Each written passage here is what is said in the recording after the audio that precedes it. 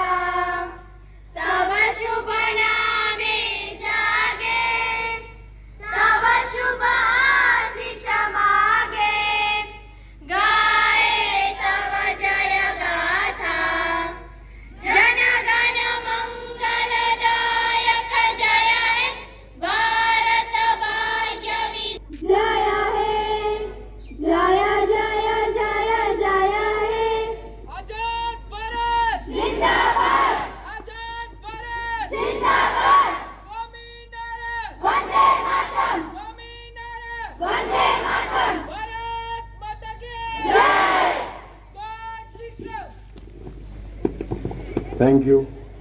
ફરી એકવાર આઝાદ ભારત, આઝાદ ભારત, કોમી નારા, કોમી નારા, ભારત માતા કી, ભારત માતા કી, ભારત માતા કી.